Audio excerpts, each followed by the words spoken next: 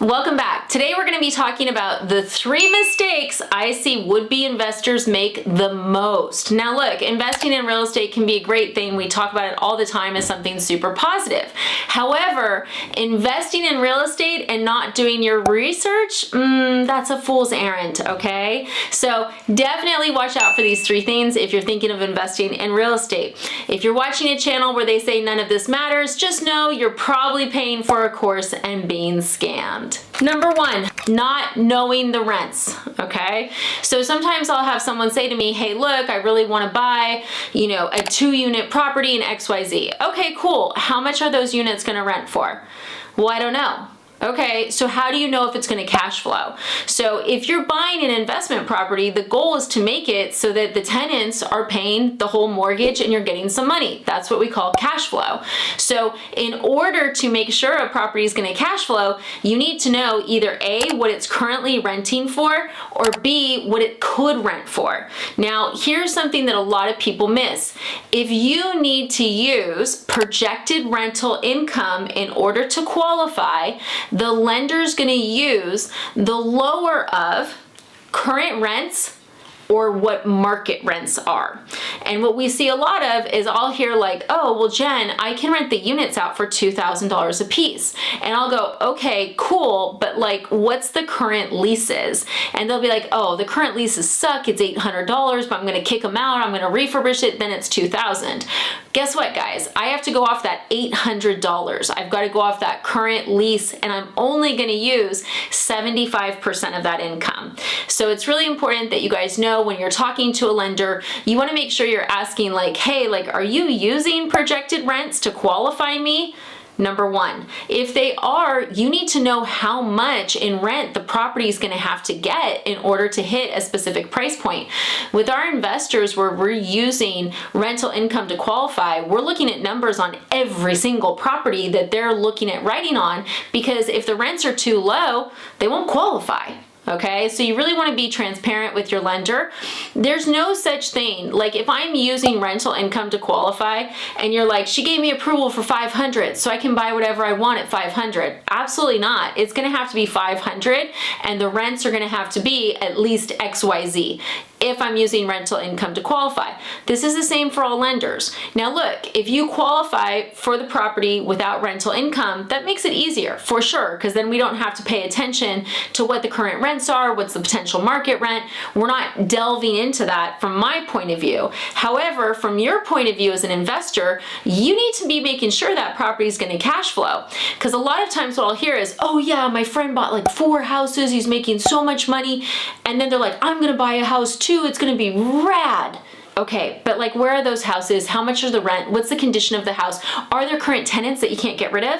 That's something we see a lot of too. Sometimes people will be like, gosh, I don't know why the seller's selling this property. It could be because they have horrible tenants that haven't paid them for years that they're trying to get rid of. So really, really important if you're looking at buying an investment property, pay attention to cash flow. Pay attention to potential for cash flow. Pay attention to what could stop cash flow. Who are the current tenants? What are their current leases? Have they paid? A lot of times people go, oh, well, I mean, they've got tenants, so they're making money. There's a lot of people that don't pay their rent, more than you would think. Okay, also make sure you're calculating, okay, what's going to be the cost to clean this place up if this tenant leaves, or what is the cost if someone hurts this property? Do I have the ability to repair the property? So that's number 1, cash flow, paying attention to rents. The next one that I see is not knowing anything about the county restrictions. That's right. So there's so many channels, so many Facebook groups. Everyone wants you to buy a house and turn it into an Airbnb. You know, there's all these TikTok guys that are like, oh, I'm making $1 million a month with my Airbnbs. Great, cool. Okay, if you guys want to go that path, it's awesome. You can make money as an owner of an Airbnb, right? However, you gotta know the county and town restrictions, guys, because there's a lot of parts in America where Airbnbs are flat out banned. Flat out banned. And you may go, well, won't the realtor tell me? Not necessarily. No. I mean, it's not their job to make sure that you understand all the investment ramifications of something you're considering doing. It's their job to sell you a house. Now, if you ask a real estate agent, hey, like, is it legal in this county to do an Airbnb? A good real estate agent's gonna know. It's that simple, especially if it's like a tourist type area. The good agents know every single rule about what can and can't be an Airbnb. If they go, yeah, sure. Okay. Okay, there's no rules. No rules? Check. Okay, just check. Check with the county. You know, there's certain parts of the country where you need a business license. There's certain part where there's no way in hell. There's some parts of the country where it's been legal, but then they've really restricted it and made it difficult for those Airbnb owners who are now struggling. So knowing the county restrictions as well as the path the county is going on is important.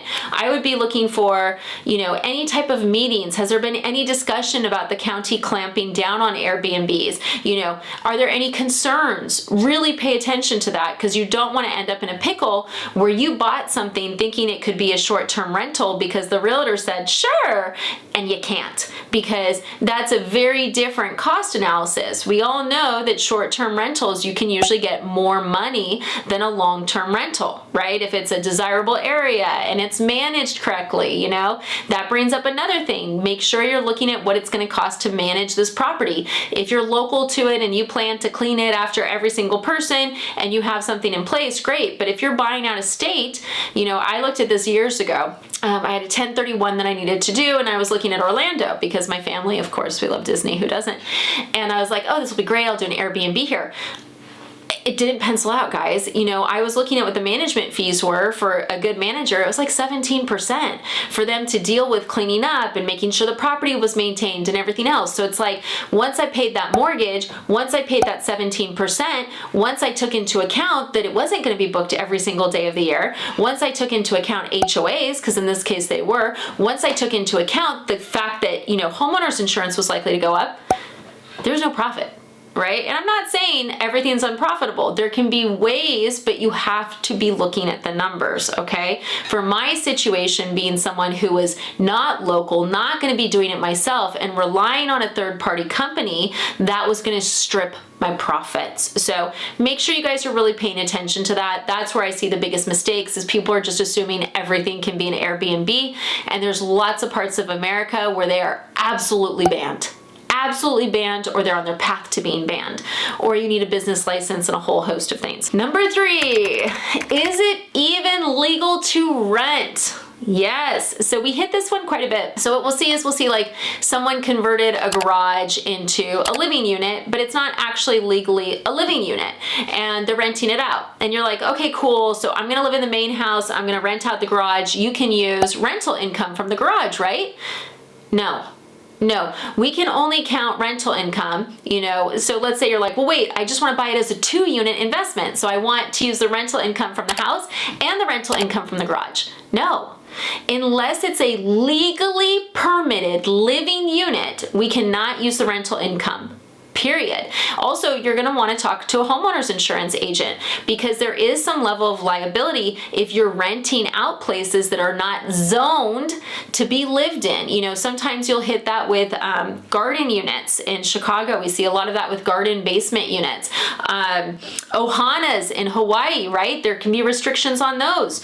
You know, there's a lot of different properties where either the owner didn't do the correct paperwork, or they're just trying to turn something. Like sometimes we'll see someone turns half of the house, like the bottom floor, into another unit.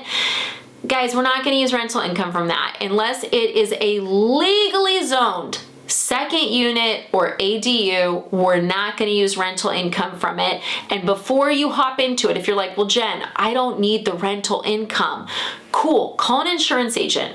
You know, call an insurance agent and say, hey, look, this is what I'm thinking of doing. You know, is this something you would insure as a rental property? Right? You know, is there anything I should be aware of? because sometimes they just won't do it because they're like, you're exposing yourself to too much liability. You could be in a county where if the county finds out that you're renting a unit that's not legally zoned as a living unit, that they're going to fine you.